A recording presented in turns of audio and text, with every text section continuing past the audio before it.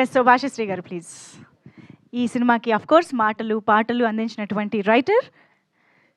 అందరికీ నమస్కారం. మీడియా మిత్రులందరికీ నమస్కారం. ముందుగా దీపిక గారికి జన్మదిన శుభాకాంక్షలు. Happy birthday to you. No problem, నా కేక్ ఇవ్వలేదు, నో ప్రాబ్లం. మార్గన్ ఒక డిఫరెంట్ కాన్సెప్ట్తో రావడం మా విజయ్ ఆంటోనీ గారికి అలవాటు. కొత్తగా మార్గన్ అంటే మనం తెలుగులో మార్గం అంటాం.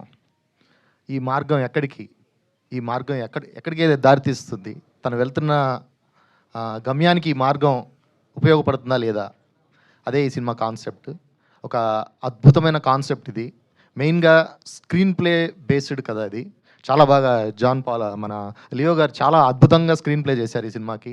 చాలా బాగుంటుంది. తర్వాత ఇద్దరు హీరోయిన్లు ఉన్నారు, బ్యూటిఫుల్.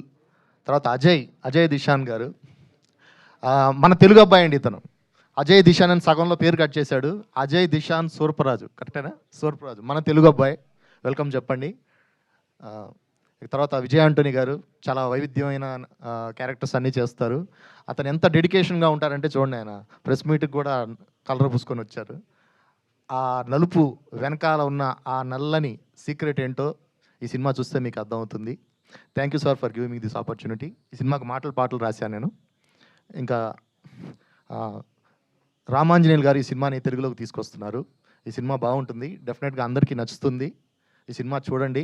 ఓటీటీలో వస్తుంది కదా అనేసి థియేటర్లో మానేయకండి. థియేటర్లో ఉన్న కిక్కే వేరు.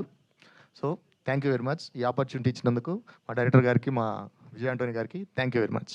Thank you so much Bhashasri గారు, thank you so much. And ఇక ఆలస్యం చేయకుండా మార్గన్ సినిమా ద్వారా మనందరికీ గుర్తుండిపోయే